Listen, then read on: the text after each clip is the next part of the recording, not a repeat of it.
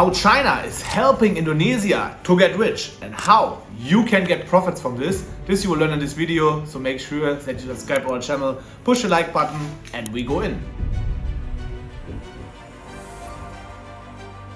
Indonesia is one of the world's richest in terms of natural resources. This has drawn in foreign investors globally, from major European markets to the United States, and now its Asian economic neighbor, China. China has been reported to be dominating the nickel industry of Indonesia. Yeah, that's true. Indonesia is super rich in resources, not just tourism is a big industry where we with the Bali Invest also involved in building villas, building luxus resorts like our already finished Sigara seaside resort in Nusa Ceningan, or even our now ongoing project, the Lovina Retreat and Wellness Center. But I'm sure you have already information about this project. If not, download our free ebook in the video description. Nickel has emerged to become a vital material for the production of stainless steel and, more recently, for electric vehicle EV batteries. Oh yeah, electric vehicles, big topic for the future. Before China's involvement, however, Indonesia's nickel exports consisted primarily of raw nickel ore. But as a smart move to lure in foreign investors, the Indonesian government introduced policies in 2009 that banned the export of raw minerals, forcing foreign investors to establish local smelting and refining operations.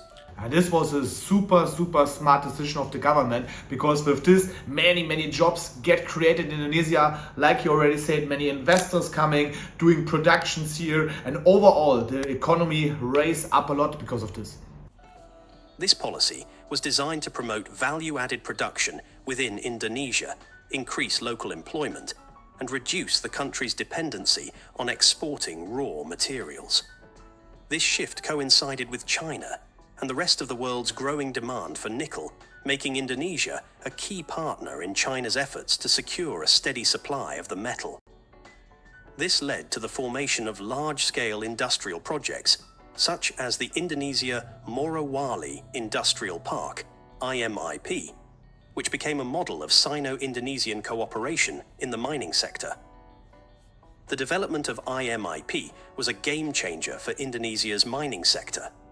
Established in 2014, the industrial park spans thousands of hectares and includes smelting plants, infrastructure, and worker accommodations.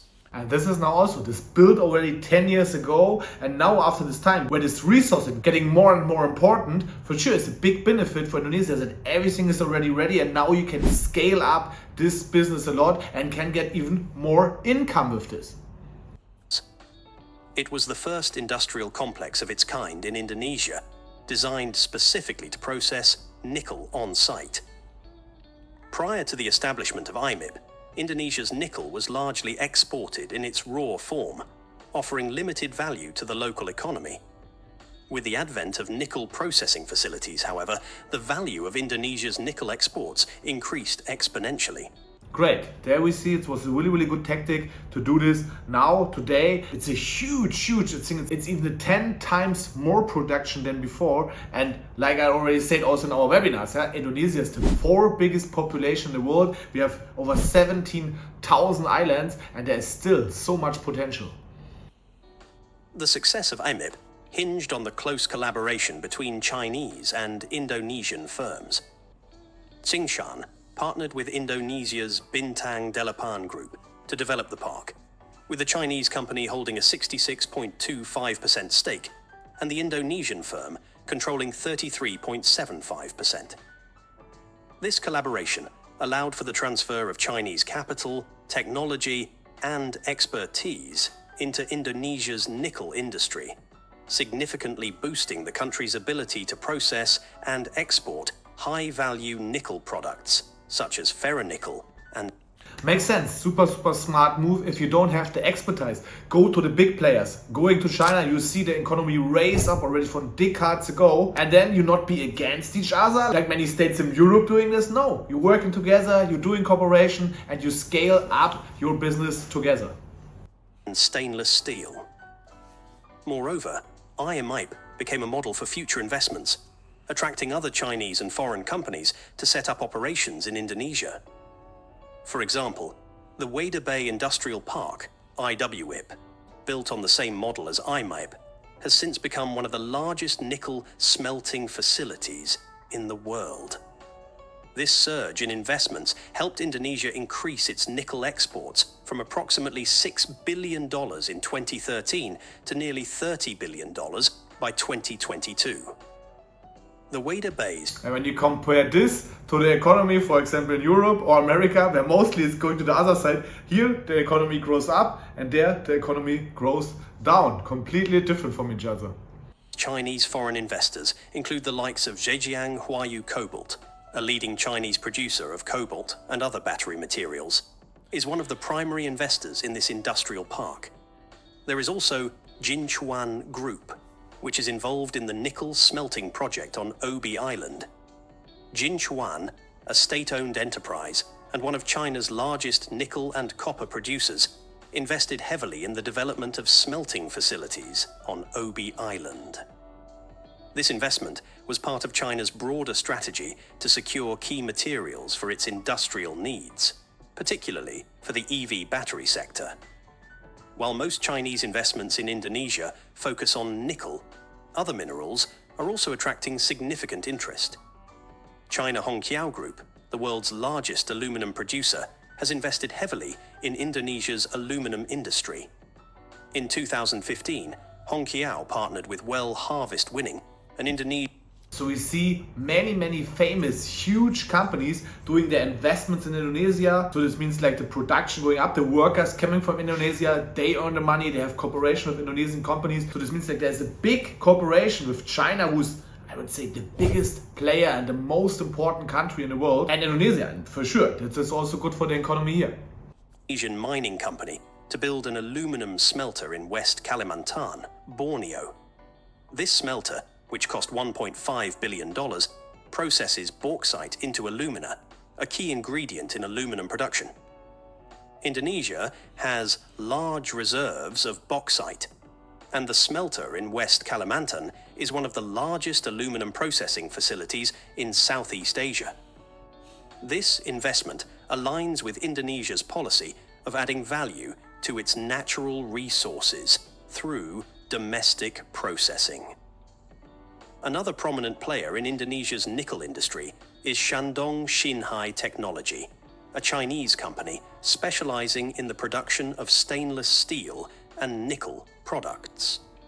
Shandong Xinhai has partnered with Vale, a Brazilian mining company, to establish smelting facilities in Sulawesi, Indonesia. The impact of these Chinese investments are massive. They produced exports, jobs, and skills development. The IMIP, for instance, initially had Chinese workers filling the technical and managerial roles. But over time, the park invested in training local Indonesian workers through vocational schools. By 2022, IMIP employed around 80,000 workers, most of whom were Indonesians. This is great news. They come there, they educate the people, they give them knowledge, they give them money, they give them jobs, and so also the economy outside of the tourism areas from Bali. People have the possibility to earn money and not being far from the families. Also super amazing.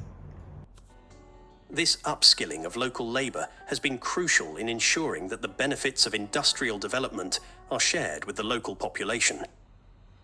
To top that off, one can also say that Chinese investments helped make other foreign countries become major investors in Indonesia's mining industry as well.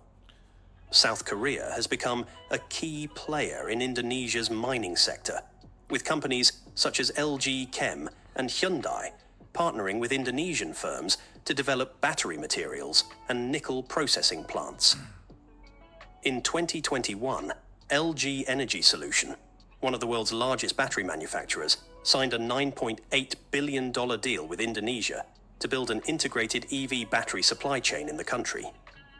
Additionally, It's crazy, $9.8 billion. And then the new capital is 33 billion. And then some media say, oh, Indonesia have no investments for their capital. There are companies, just one company, give 10 billion to build up this. And for sure, if now Indonesia as a country make a new capital city like Nusantara, what is 33 billion then? I would say that it's an easy project to realize. For sure, it's super big plans. I think we speak already in other videos about this. Super amazing project. If you not have checked this out right now, definitely need to do this. Hyundai Motor Group, one of South Korea's largest automakers, has invested in nickel smelting and battery production in Indonesia. In 2021, Hyundai announced plans to build an EV battery factory in Indonesia in collaboration with LG Energy Solution. Japanese firms have also taken notice of Indonesia's growing prominence in the nickel market. Sumitomo Metal Mining, one of Japan's largest mining and smelting companies, has expanded its presence in Indonesia, particularly through partnerships with local firms to produce high-value nickel products such as ferronickel. Vale, a Brazilian mining giant and one of the world's largest nickel producers, has long been involved in Indonesia's mining industry. Crazy, yeah? Brazil so far on a completely different side of the world, and even they going to Indonesia to invest here and doing the business here. Vale's most significant recent partnership has been with Zhejiang Huayu Cobalt and Shandong Xinhai Technology, two leading Chinese companies. Together, they have invested in building new smelters in Sulawesi and North Maluku, helping Indonesia expand its nickel processing capabilities. China's investments in Indonesia's mining sector have not only transformed the country's industrial landscape, but have also catalyzed a broader influx of foreign investment from other global players. As companies from South Korea, Japan, Brazil, the United States, and Europe rush to secure their share of Indonesia's nickel reserves. Okay, and here we see a really interesting statistics that Indonesia is super rich in resources. We see the production is way higher than all other countries all over the world. That's amazing news. Did you know this before? Let us know in the comments, and also what else you want to see. If the video was good, push the like button, subscribe to the channel, and we see us soon.